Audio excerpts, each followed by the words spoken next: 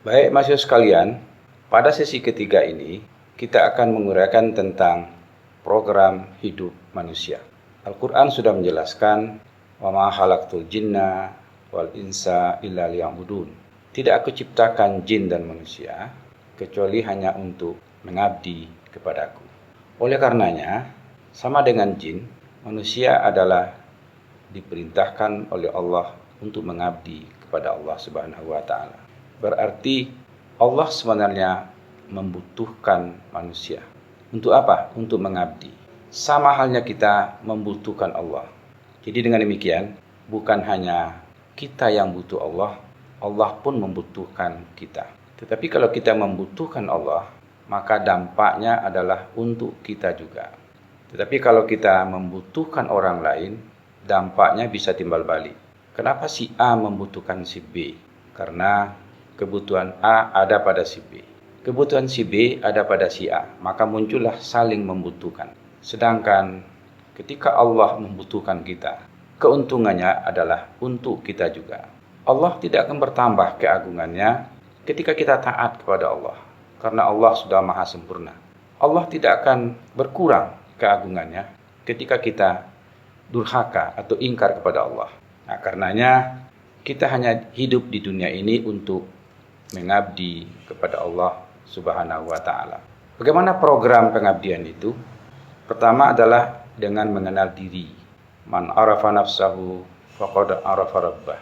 Orang-orang yang mampu mengenal dirinya, pada hakikatnya dia sudah mengenal Tuhannya. Kenapa demikian? Terkait dengan uraian kita sebelumnya, sifat-sifat Allah itu ada pada diri kita. Ketika kita menyantuni orang lain, karena Allah memesankan itu kepada kita. Ketika kita menyayangi orang lain, karena Allah memesankan rasa sayang itu kepada kita. Dengan demikian, yang diciptakan oleh Allah itu hanyalah kebaikan. Sedangkan Allah tidak menciptakan kejahatan bagi manusia. Sebagaimana halnya Allah menciptakan panas, bukan menciptakan dingin. Dingin itu adalah ekspresi dari ketiadaan panas. Dan juga tidak menciptakan kejahatan. Karena kejahatan itu adalah ekspresi dari ketiadaan Tuhan di dalam diri kita. Ketika kita campakkan Tuhan dari diri kita, maka orang akan cenderung berbuat kejahatan. Tapi selama di dalam diri seseorang menghadirkan Tuhan, maka orang itu tidak akan melakukan kejahatan dan dia akan dituntun untuk berbuat baik sama sekali. Kenapa demikian? Karena roh tadi terpelihara dengan baik, maka karena itu pula orang akan selalu berbuat baik. Kemudian berikutnya, setelah mengenal diri kita mengenal Tuhan. Setelah kita mengenal Tuhan, Allah Subhanahu wa taala, masuk yang ketiga yaitu berkomunikasi dengan Allah itu. Nah, siapa yang berkomunikasi dengan Allah itu sebenarnya? Adalah batin kita atau roh kita itu. Tubuh kita ini dipakai oleh roh untuk mengabdi itu. Makanya ketika orang sholat, dia jiwai sholat itu, maka dia akan khusyuk sholat. Tapi kalau fisik saja yang sholat, maka orang akan letih dan capek habis menunaikan sholat itu. Karena yang sholat itu adalah fisiknya saja.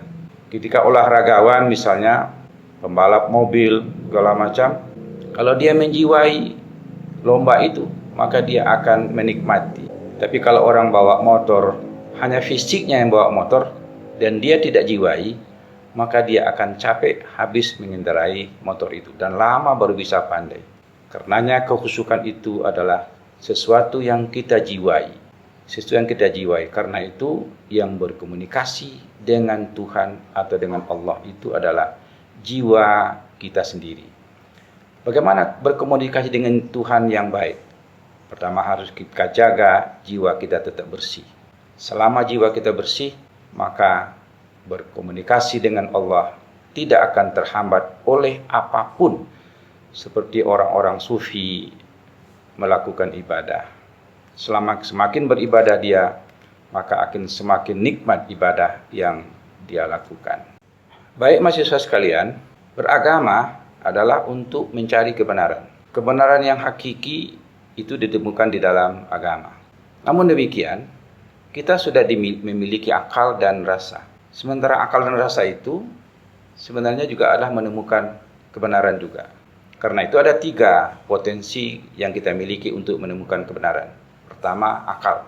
Kegiatan akal melahirkan ilmu pengetahuan. Dan ilmu kemudian akan melahirkan rekayasa disebut dengan teknologi. Tetapi ilmu ini bersifat objektif, tetapi dia relatif. Benar hari ini belum tentu benar besok. Akhirnya kebenarannya pun bersifat relatif. Kegiatan ilmu ini nanti juga berujung kepada cara berpikir lurus untuk menemukan kebenaran. Cara berpikir lurus untuk menemukan kebenaran yang disebut dengan berfilsafat. Tetapi berfilsafat itu juga bersifat spekulatif sehingga kebenarannya pun tidak sampai kepada kebenaran yang hakiki. Yang kedua, mahasiswa melalui potensi rasa. Masing-masing kita punya rasa atau feeling. Kegiatan rasa melahirkan jiwa seni untuk menangkap kebenaran. Seperti rasa adil di pengadilan, demi keadilan berdasarkan ketuhanan yang Maha Esa.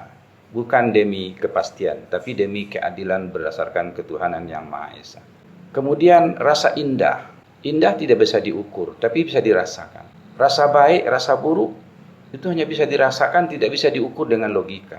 Semuanya rasa adil, rasa indah, rasa benci, rasa suka, rasa sayang. Semuanya itu objektif, tetapi sering ditangkap oleh orang secara subjektif, sehingga bisa persepsi, bisa cara pandang. Benar kata jaksa belum tentu benar kata hakim, dan belum tentu itu yang benar menurut kata pengacara. Aneh memang di lembaga peradilan ada 3 yang benar, lalu yang benar sebenarnya mana? Kemudian para mahasiswa, kegiatan melahirkan jiwa seni itu melahirkan dalam agama disebut dengan tasawuf, cara dekat kepada Tuhan. Namun karena perasaan manusia tidak sama, maka cara dekat kepada Tuhan juga berbeda. Ada yang tetap pada kebenaran, ada pula yang terjerumus ke ajaran atau aliran-aliran sesat. Karena itu tidak bisa kita pergunakan sepenuhnya rasa untuk menemukan kebenaran. Yang ketiga, melalui potensi wahyu atau agama. Wahyu atau agama menetralisir akal dan rasa untuk menemukan kebenaran. Kebenaran wahyu atau agama bersifat universal. Kalau haram di sini, dimanapun haram. Kalau halal di sini, dimanapun itu adalah halal. Kebenaran wahyu yang bersifat universal dan objektif, Allah tidak memiliki kepentingan apa-apa terhadap wahyu yang diturunkan kepada kita. Akhirnya kebenaran yang hakiki hanya ditemukan melalui wahyu dan agama. Kenapa melalui wahyu dan agama? Karena wahyu atau agama ini bukan diciptakan oleh manusia, tapi diturunkan kepada manusia. Ketika diturunkan kepada manusia, maka yang melahirkan agama yaitu Allah Subhanahu wa Ta'ala tidak punya kepentingan apakah manusia akan taat atau manusia akan durhaka. Merekalah yang akan merasakan akibatnya nanti di akhirat kelak.